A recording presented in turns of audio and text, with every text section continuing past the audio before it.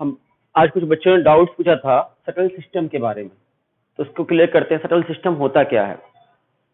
Subtle system आप देख सकते हो कि आपके बॉडी में जब ग्लाइकोलाइसिस होती है, प्लांट की बॉडी में ग्लाइकोलाइसिस नाम की घटना होती है, तो ग्लाइकोलाइसिस नाम की प्रोसेस के बाद क्या बनता है? NADH2 का फॉर्मेशन होता है। NADH2 का फॉर्मेशन होता है। दो NADH2 बनते हैं ग्लाइकोलाइसिस के दौरान। और ग्लाइकोलाइसिस की प्रोसेस कहाँ चलती है? तो ग्लाइकोलाइसिस की प्रोसेस जो होती है वो साइटोप्लाज्म में चलती है घटना। तो साइटोप्लाज्म में ग्लाइकोलाइसिस नाम की प्रोसेस चलेगी, तो बताओ NADH2 कहाँ बनेगा? साइटोप्लाज्म में बनेगा। तो ग्लाइकोलाइसिस होगी साइटोप्लाज्म में और साइटोप्लाज्म में NADH2 बना। लेकिन ये NADH2 का ऑक्सीडेटिव फॉस्फोराइलेशन कहां होगा? इस NADH2 का ऑक्सीडेटिव फॉस्फोराइलेशन होगा इलेक्ट्रॉन ट्रांसपोर्ट सिस्टम में। और इलेक्ट्रॉन ट्रांसपोर्ट सिस्टम मतलब कहां पर? Inner membrane of mitochondria. Mitochondria के इनर मेम्ब्रेन में काम होने वाला है। तो देखो NADH2 बना कहां है? साइटोप्लाज्म में, और यूज कहां होगा? इनर मेम्ब्रेन ऑफ माइटोकॉन्ड्रिया में। तो ये NADH2 साइटोप्लाज्म से इनर मेम्ब्रेन ऑफ माइटोकॉन्ड्रिया तक कैसे आएगा? तो देखोगे अगर यहां से यहां तक आना है, साइटोप्लाज्म से इनर मेम्ब्रेन ऑफ माइटोकॉन्ड्रिया तक आना है, तो आ पाएगा? देखो नहीं आ पाएगा। क्यों नहीं आ पाएगा? तो देखना रास्ते में क्या पड़ती है। तो अगर आप देखोगे ये आपकी एक सेल है, सपोज ये एक सेल है, सेल के अंदर ये NADH2 बना साइटोप्लाज्म में, ये साइटोप्लाज्म में, और साइटोप्लाज्म में NADH2 बना। और इस NADH2 कितने बने? दो NADH2 बनता है एक ग्लाइकोलाइसिस में। और इस NADH2 को कहां जाना है? माइटोकॉन्ड्रिया के अंदर जाना है। ये रही माइटोकॉन्ड्रिया की आउटर मेम्ब्रेन और ये रही माइटोकॉन्ड्रिया की इनर मेम्ब्रेन। तो माइटोकॉन्ड्रिया की दो मेम्ब्रेन है, आउटर मेम्ब्रेन और इनर मेम्ब्रेन। आपका बताना इलेक्ट्रॉन ट्रांसपोर्ट सिस्टम कहां चलेगा? यहां पर इनर मेम्ब्रेन ऑफ माइटोकॉन्ड्रिया में चलेगा। और इनर मेम्ब्रेन ऑफ माइटोकॉन्ड्रिया में ये होना है घटना को, तो इस NADH2 को यहां से यहां तक आना है पड़ेगा। और डायरेक्ट आपका NADH2 माइटोकॉन्ड्रिया की आउटर मेम्ब्रेन को क्रॉस नहीं कर सकता, इसके आर पार नहीं जा सकता, इम्परमिएबल है। तो आउटर मेम्ब्रेन ऑफ माइटोकॉन्ड्रिया की जो आउटर मेम्ब्रेन है वो NADH2 के लिए इम्परमिएबल है, इसलिए NADH2 यहां से तो अंदर नहीं आ सकता। लेकिन इस NADH2 को यहां अंदर आना है, बिना आए काम नहीं चलने वाला ऑक्सीडेटिव फॉस्फोराइलेशन होने के लिए। तब तो जाकर NADH2 से 3 ATP बनेगा, एक NADH2 से, 2 NADH2 से 6 ATP बनेगा। तो इसको यहां से यहां तक पहुंचना है, यहां से यहां तक डायरेक्ट नहीं आएगा। कैसे आएगा? एक इनडायरेक्ट सिस्टम से आएगा, और उस इनडायरेक्ट आने के सिस्टम को कहेंगे सटल सिस्टम। सटल सिस्टम कुछ और नहीं है, indirect transportation of NADH2 from cytoplasm to inner membrane of mitochondria. कोई पूछे what is shuttle system, answer क्या होगा? It is a indirect transfer system of NADH2 from cytoplasm to inner membrane of mitochondria. अब shuttle system की बात करेंगे। Subtle system सिर्फ किसमें होगा? जिसमें माइटोकॉन्ड्रिया होता होगा उसी में सटल सिस्टम होगा। बताइए आपके प्रोकैरियोटिक ऑर्गेनिज्म में माइटोकॉन्ड्रिया होता है क्या? बैक्टीरिया के शरीर में माइटोकॉन्ड्रिया होता है क्या? नहीं होता। बैक्टीरिया में माइटोकॉन्ड्रिया नहीं होगा तो सटल सिस्टम भी नहीं होगा। सटल सिस्टम सिर्फ और सिर्फ किसमें पाया जाएगा? ओनली और ओनली यूकैरियोट सेल में पाया जाएगा, यूकैरियोट ऑर्गेनिज्म में पाया जाएगा जिसमें माइटोकॉन्ड्रिया हो, उसमें होगा ये सिर्फ यूकैरियोटिक सेल में। और यूकैरियोटिक सेल में होगा सटल सिस्टम। और सटल सिस्टम कितने तरह के होते हैं? तो यहां से यहां तक एंट्री मारने के दो रास्ते हैं, ठीक है। एक है मैलेट एस्पार्टेट सटल और दूसरा है ग्लिसरॉल फॉस्फेट सटल। देखना, ध्यान समझना, ये रहा आपका समझना, ये रहा साइटोप्लाज्म। साइटोप्लाज्म के बाद ये माइटोकॉन्ड्रिया की आउटर मेम्ब्रेन आ गई, आउटर मेम्ब्रेन। फिर क्या आएगा? आपका इनर मेम्ब्रेन ऑफ माइटोकॉन्ड्रिया, और इसके बाद आएगा माइटोकॉन्ड्रिया का मैट्रिक्स। देख सकते हो सेल के अंदर साइटोप्लाज्म था, साइटोप्लाज्म के बाद आएगा आउटर मेम्ब्रेन, आउटर मेम्ब्रेन के बाद आएगा पेरीमाइटोकॉन्ड्रियल स्पेस, पेरीमाइटोकॉन्ड्रियल स्पेस PMS। फिर आएगा इनर मेम्ब्रेन ऑफ माइटोकॉन्ड्रिया, और इसके बाद आएगा माइटोकॉन्ड्रिया का मैट्रिक्स, ठीक है। और आपकी घटना कहां होगी? यहां पर होने वाली इनर मेम्ब्रेन में। मतलब साइटोप्लाज्म में ये NADH2 बना है, NADH2 का फॉर्मेशन कहां हुआ? साइटोप्लाज्म में ग्लाइकोलाइसिस के दौरान। और इस NADH2 को पहुंचना कहां है? इस NADH2 को पहुंचना है यहां। और यहां से यहां तक जा सकता है? नहीं जा सकता, क्योंकि बीच में क्या है? आउटर मेम्ब्रेन ऑफ माइटोकॉन्ड्रिया है और ये इम्परमिएबल है, इसके पार जा ही नहीं सकता। तो बताओ बेचारा यहां से यहां तक कैसे जाएगा? इसको यहां से वहां तक जाना है NADH2 को, तो रास्ते में जाने का एक तरीका अपनाएगा। ये कौन सा तरीका अपनाएगा? ये ऑक्जेलोएसिटिक एसिड से मदद मांगेगा। ऑक्जेलोएसिटिक एसिड का नाम सुने हैं आप? तो ऑक्जेलोएसिटिक एसिड के पास आएगा। कौन आएगा? NADH2 बोलेगा प्लीज मेरी हेल्प कर दो। तो NADH2 आएगा ऑक्जेलोएसिटिक एसिड के पास। ऑक्जेलोएसिटिक एसिड बोलेगा चलो हम तुम्हारी मदद कर देते हैं, तुम अपना ये हाइड्रोजन जो है, प्रोटॉन्स जो है आपके, हाइड्रोजन जो है वो मुझे दे दो। तो इसका हाइड्रोजन कौन ले लेगा? ऑक्जेलोएसिटिक एसिड ले लेगा। और ऑक्जेलोएसिटिक एसिड का क्या हो जाएगा? रिडक्शन हो जाएगा। और ऑक्जेलोएसिटिक एसिड का रिडक्शन होता है तो क्या बन जाएगा? मैलेट का फॉर्मेशन हो जाएगा। मैलेट का फॉर्मेशन हो जाएगा। तो ऑक्जेलोएसिटिक एसिड में NADH2 डाल दोगे तो क्या बन जाएगा? मैलेट का फॉर्मेशन हो जाएगा। और ये मैलेट मेम्ब्रेन के आर पार जा सकता है कि नहीं जा सकता? यस, मेम्ब्रेन परमीबल होता है। मैलेट जो होता है, मैलिक एसिड या मैलेट जो बोलते हो आप, ये मैलेट जो होता है वो प्लाज्मा मेम्ब्रेन के आर पार जा सकता है और इसलिए मैलेट यहां से यहां तक होते हुए यहां तक पहुंच सकता है, कहीं भी जा सकता है। और जब मैलेट यहां पहुंच गया, तो मैलेट यहां पहुंच गया, अब इसको मैलेट को वहां पहुंचना था, क्या किसको पहुंचाना, किसको था? हमको इस NADH2 को पहुंचाना था। तो NADH2 का ये प्रोटॉन इसने ले लिया था और क्या बन गया था? प्रोटॉन को लेते ही ये मैलेट बन गया था। तो अब NADH2 उसने कहा मेरा वापस करो। अब यहां पहुंच गया तो इसको मैलेट को क्या बोला हमने? मेरा प्रोटॉन वापस करो, मेरा NADH2 वापस करो।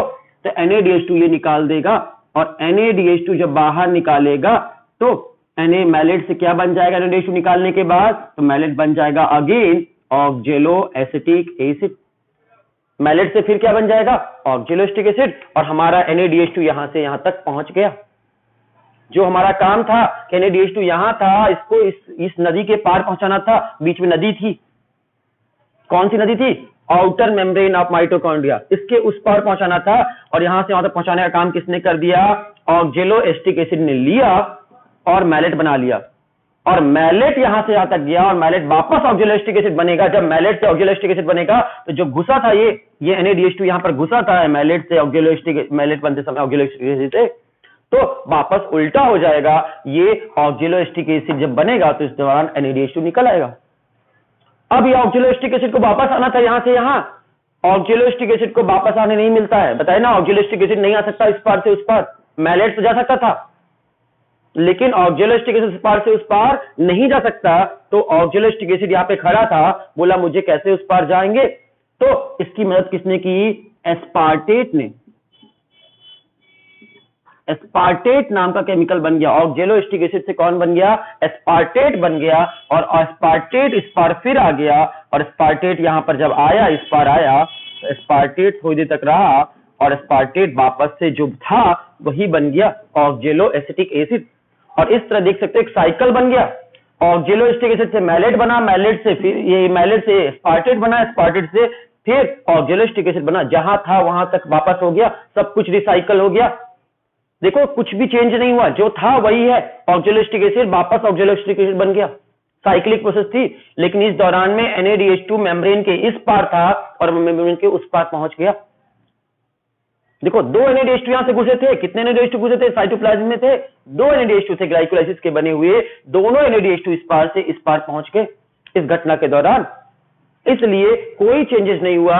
इसीलिए याद रखिएगा मैलेट एस्पार्टेट से चला। देखो एस्पार्टेट और ये मैलेट दो केमिकल है, इसलिए इसका नाम हो गया मैलेट एस्पार्टेट सटल। इस सटल का नाम क्या रखेंगे? Malate aspartate shuttle. और मैलेट एस्पार्टेट सटल में आपका दो NADH2 का दो NADH2 यहां पहुंच जाता है सेम टू सेम, इसलिए आपका कोई लॉस नहीं हुआ। इसीलिए यहां पर 1 ग्लूकोज इक्वल टू कितना होता है? तो मैलेट एस्पार्टेट सटल में 1 ग्लूकोज इक्वल टू आपका सेम 38 ATP ही होता है। तो मैलेट एस्पार्टेट सटल जब भी चलेगा तो आपका सेम अमाउंट ऑफ सब कुछ चला जाएगा। इसलिए मैलेट एस्पार्टेट सटल में 38 ATP का 38 ATP ही होगा। लेकिन एक और सटल है, दूसरे सटल का नाम है ग्लिसरॉल फॉस्फेट सटल। देखो वही घटना होगी, आपका साइटोप्लाज्म में बनेगा। कौन बनेगा साइटोप्लाज्म में? NADH2 बना। साइटोप्लाज्म के बाद क्या आएगा? Outer membrane of mitochondria. इसके बाद पेरी माइटोकॉन्ड्रियल स्पेस, इसके बाद इनर मेम्ब्रेन ऑफ माइटोकॉन्ड्रिया, और इसके बाद आएगा माइटोकॉन्ड्रिया का मैट्रिक्स। ये इस तरह आप देख सकते हो, यहां से यहां तक आपको ये चीज है।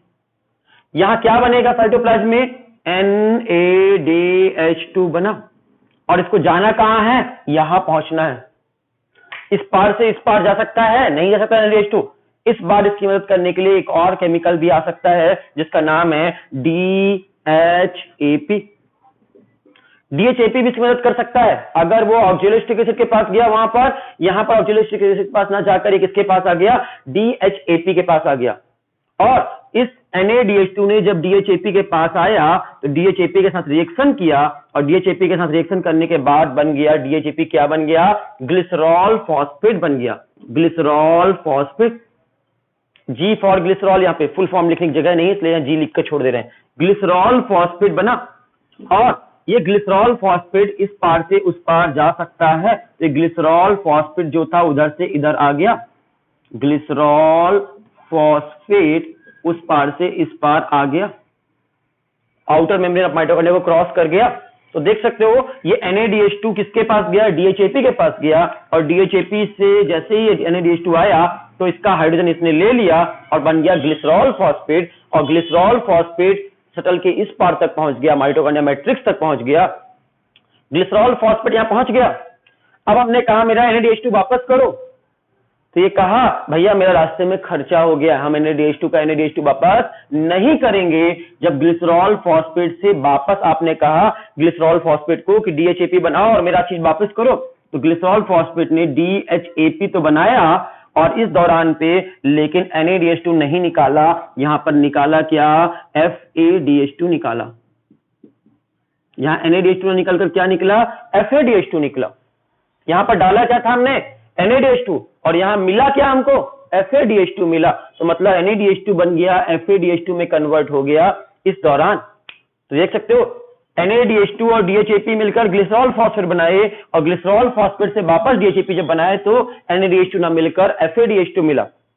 एक NADH2 से 3 ATP होते हैं और एक FADH2 मतलब 2 ATP होते हैं, मतलब एक ATP का लॉस होने वाला है आपका। कितने NADH2 यहां से डाले थे हम? 2 NADH2 डालेंगे। कितने FADH2 यहां से निकलेंगे? 2 FADH2 निकलेंगे। मतलब हमारा कितना ATP का लॉस हो जाएगा? 2 ATP का लॉस होगा हर बार, हर ग्लूकोज में। इसलिए 2 ग्लूकोज का लॉस हो जाएगा, 2 ATP का लॉस हो जाएगा, इसलिए 1 ग्लूकोज इक्वल टू 38 नहीं होगा, 2 कम हो जाएगा, 36 ATP होगा। याद रखिएगा जब ग्लिसरॉल फॉस्फेट शटल चलता है, ग्लिसरॉल फॉस्फेट शटल, तो एक ग्लूकोज बराबर 36 ATP होता है ओनली, ठीक है। और जब एस्पार्टेट मैलेट शटल चलता है तब मैलेट एस्पार्टेट शटल, तब 38 का 38 ही होता है। अब आपसे पूछे ग्लिसरॉल फॉस्फेट शटल चलता कहां है? हमारे ब्रेन की सेल में, हमारी मसल्स में, हमारे ब्रेन्स में, मसल्स में, यहां पर आपके चलता है ग्लिसरॉल फॉस्फेट शटल। जब ब्रेन में या मसल में आपके ग्लूकोज का रिस्पायरेशन होता है तो वहां पर ग्लिसरॉल फॉस्फेट शटल चलता है, और बाकी पार्ट में मैलेट एस्पार्टेट शटल चलता है। मैलेट एस्पार्टेट शटल चलेगा तो 1 glucose equal to 38 ATP as it is होगा, लेकिन जब आपका ये शटल चलेगा आपका ग्लिसरॉल फॉस्फेट शटल, तो वहां पर क्या होगा? ग्लिसरॉल फॉस्फेट शटल के केस में आपका NADH2 बन जाएगा FADH2। ये कौन सा वाला NADH2 था? ग्लाइकोलाइसिस वाला, जो ग्लाइकोलाइसिस से मिला था वो साइटोप्लाज्म में था। तो ये डिफरेंस था आपका मैलेट एस्पार्टेट शटल। और बैक्टीरिया में तो कोई शटल सिस्टम है ही नहीं, बैक्टीरिया में माइटोकॉन्ड्रिया होता ही नहीं है। माइटोकॉन्ड्रिया की जगह में बैक्टीरिया में क्या होता है? कहां पर रिस्पायरेशन होगा? तो बैक्टीरिया में एरोबिक रिस्पायरेशन हो सकता है कि नहीं हो सकता? हाँ होता है, बैक्टीरिया में होता है बैक्टीरिया में, लेकिन माइटोकॉन्ड्रिया नहीं है, फिर भी कर लेता है। हाँ कर लेता है। तो कहां होता है? बैक्टीरिया में मीसोसोम नाम का एक स्पेशल स्ट्रक्चर होता है, और बैक्टीरिया में मीसोसोम में ही रिस्पायरेशन होता है। जैसे माइटोकॉन्ड्रिया में होता था वैसा ही मीसोसोम में रिस्पायरेशन होता है। तो बैक्टीरिया के अंदर कोई शटल सिस्टम नहीं है, डायरेक्ट मीसोसोम में घटना होती है, इसलिए बैक्टीरिया में एरोबिक रिस्पायरेशन होगा तो 1 ग्लूकोज इक्वल टू 38 ATP मिलेगा। याद रखिएगा, ये मत कहिएगा कि बैक्टीरिया में माइटोकॉन्ड्रिया नहीं होता इसलिए एरोबिक रिस्पायरेशन नहीं होगा। बैक्टीरिया में माइटोकॉन्ड्रिया नहीं होता, लेकिन उसकी जगह पे क्या होता है? मीसोसोम होता है, और मीसोसोम वो काम कर देता है, इसलिए बैक्टीरिया में एरोबिक रिस्पायरेशन होता है और 38 ATP ही निकलते हैं। ये घटना मीसोसोम में होती है। आरबीसी में माइटोकॉन्ड्रिया नहीं होता, ना ही मीसोसोम होता है, इसलिए रेड ब्लड सेल में आपके एरोबिक रिस्पायरेशन ही नहीं होता। तो याद रखिएगा, होपफुली आपका डाउट्स क्लियर हो गए होंगे, सटल सिस्टम से रिलेटेड जो भी डाउट्स रहे होंगे आप लोगों के वो क्लियर हो गए होंगे। स्टिल अगर कोई डाउट है तो आपका वेलकम है। Thank you.